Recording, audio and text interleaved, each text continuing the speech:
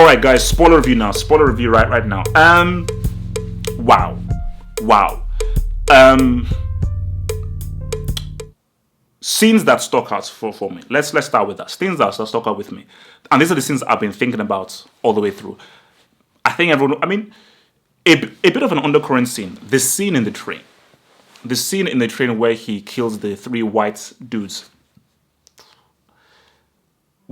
Even when I was watching that in a cinema, I was like, this doesn't feel like a 2019 film. The way it was lit, the way he directed the scene, the way it looked, the way it felt, how things progressed. And I even remember, even when he shot them, the shock in the cinema and the way that it was done, it was so realistic. And when I was watching, it's like, my God, man. And even when he basically leaves, he follows the guy and then he then shoots him again. And then you see him running. I was like, there is something very frighteningly real about this film. And I was thinking to myself that I've never seen a comic book movie like this. And I said, no, H, what the hell are you saying? This ain't a comic book movie, homie. This is a film. This is what you've been waiting for so long. Oh my gosh, imagine making a real film based off of Batman. So just the way that scene was done, the way Todd directed that scene and how Joaquin Phoenix executed the acting in that scene, that just stood out for me. I was like, no.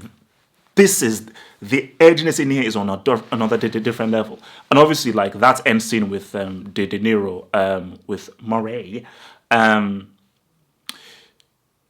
don't know how many actors could execute that scene as well as what Joaquin Phoenix did. But the key thing, if you know about acting, is reacting. And people have always said this, that De Niro is one of the best actors to act because he gives you so much. De Niro is the last actor on earth that tries to chew the scenery. Because De Niro is always about, I want to just give as much stuff to the guy I'm acting with as possible, you know. And the beauty of that scene was how De Niro was giving Joaquin Phoenix that juice, and the way that Joaquin Phoenix just showed Arthur Fleck. Because the thing about that scene was, it's Phoenix's acting, how real it was, how raw it was, how believable it was.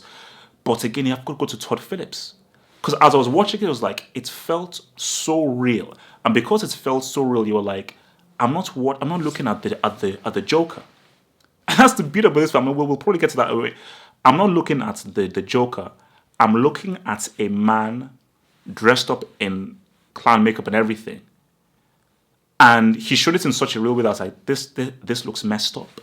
This guy looks messed up. Something is very unsettling about this whole thing. And I think that's why the people that hate this film, that this film is so unsettling. It's not a nice film. So the way that was done and the way that Joaquin Phoenix just delivered the lines, how he was, because as you were just watching the way he was representing Arthur Fleck, like, this dude is so messed up. Like, this is just a messed up, weird, sick, mentally ill dude. And I think that is just the beauty of this film, is like, you know, it asks you questions. Arthur Fleck is mentally ill. And I was saying this to my brother. I don't think we've ever had a film that presents a story about a mentally ill person that goes out killing people based on his mental illness. We've never had that before. I think that's why people are reacting to this, and that's why people think this is dangerous. Because as I was watching it, I was like, no, Arthur Fleck, no, this guy's messed up. I don't empathize with this dude. Should I feel sorry for him? Because I was watching the review from Fandom. And I think, you know, Roth Cornett, she was basically doing the review on it and everything. And she said that, you know, the people that Arthur Fleck killed wronged him. So you could feel like if he had a reason to kill them. And she thought it would be much more powerful if he just went around randomly killing people. So the guy that he stabbed with the scissors, how did he wrong him? He gave him a gun to protect himself. Alpha, that's your fault that you took the gun. He didn't force you to take the gun. He didn't plant the gun in you. You took the gun yourself. It is your fault that you took that gun with you at the kids' hospital. It is your fault that you got fired. So you had no grounds to stab him. Murray. Okay, he brought you on to mock you.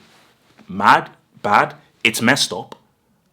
But how is that grounds for you to now kill him and shoot him in the face? If he's coming on to mock you, leave. Just leave and walk off. But to now shoot him, sorry, I can't empathize with that. Now, the one with the mother was okay. No, the three white guys on the train. Okay, they are stupid losers mocking you. I mean, this happens. Whenever I'm on the train, I see it happen. Three guys mocking you and all that kind of stuff. Is that enough grounds to shoot them and kill them? No, it's not. So, sorry, I can't empathize with you. You're messed up. That's a messed up thing to do. People bully you and mock you. You don't then kill them. you know. Now, the thing with the mother is this.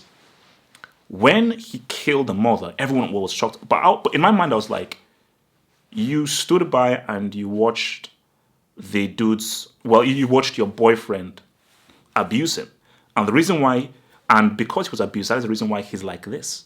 So, in a sense, you are partly to blame for the way that he is. That's what I thought. But then I was having a discussion with my brother, and it's like, she's mentally ill. She didn't know what the hell she was doing. How can you blame someone who is totally mentally ill for neglecting their child when they don't even know what the hell they're doing? They're pretty much mad. So when I then thought about it, I was like, okay, bro, sorry, you have no grounds for that. I know it's bad. I know it's everything, but she's mentally ill. She didn't know what she was doing. Be angry, be pissed off. You have no reason. So with all of the things I did, is like, no, bro, I can't sympathize with you. Sorry, you're messed up. You're a messed up person. So, and that's just the brilliance about this film, because it's like, this dude is messed up, but what do we do with guys like this in society?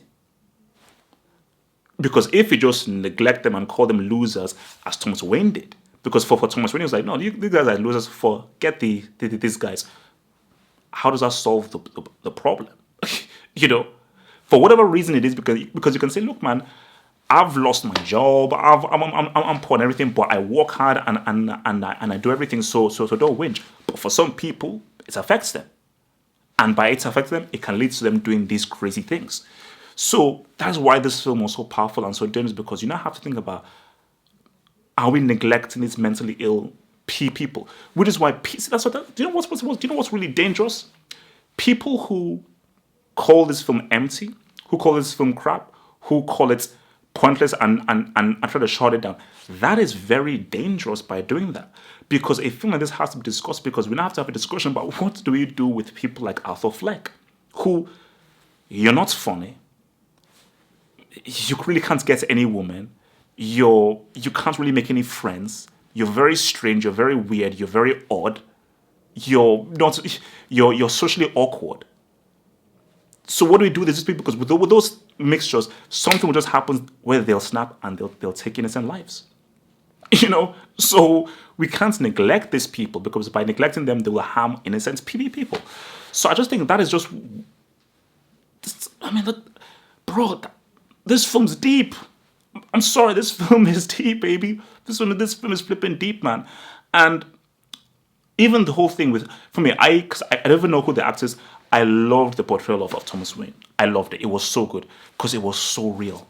Because so many times we just seen Thomas Wayne as just this rich white guy who's very, noble, good, and everything. But then he died, but it's like, my God, the way that they painted Thomas Wayne, he's just some rich dude who couldn't give a crap about the poor. Just some rich white dude who doesn't give a flipping crap about the poor. And just the way that he was portrayed and everything, it was great. Like that scene with him and Arthur in the bathroom, superb scene, absolutely superb scene. I loved it, and it was so great how, no. Do you know what really got me? When we realized that Zazie Beetz, like the girlfriend that he was never with her, that he only met her in the lift. She didn't come to the club. She didn't go to him to the restaurant. They only met at the lift, and that was it. And in the hallway when they did that, like when you realize that, because when she saw him in the apartment, I was like, okay. But then when she didn't recognize him, I was like, what? And then I was like, oh my God. So, nah, man, this film is deep. Because do you know why I like this film? there are no heroes. There are no protagonists. It doesn't wrap everything in a bow for you. And that's the key. It doesn't. There are no good people in this film, and because how many truly good people are there in life? People pretend like they're good, but how many good people are there in life? Obviously, sometimes, and the bit about it is that there are films that we want to escape. There's the hero, there's the guy who does everything for good and everything, which is good.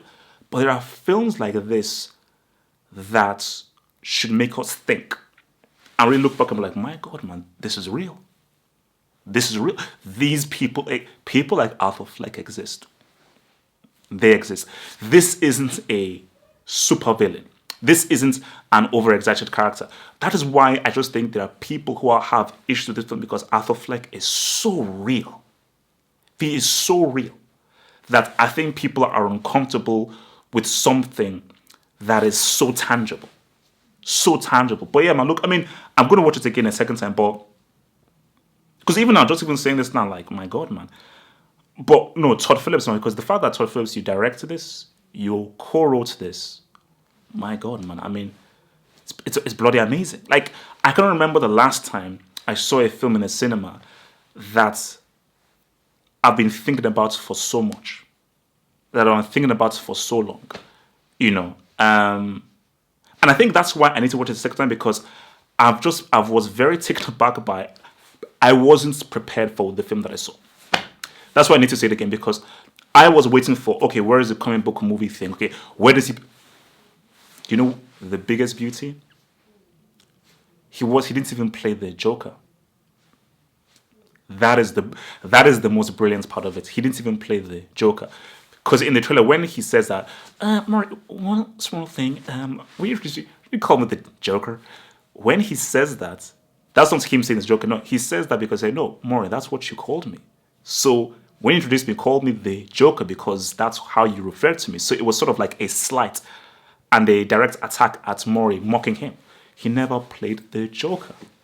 So the Joker name is sort of ironic because he's not funny. He's not charismatic.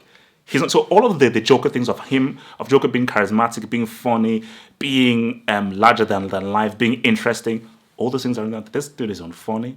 He's unlikable. He's awkward. He's unsettling. He's creepy. Beautiful.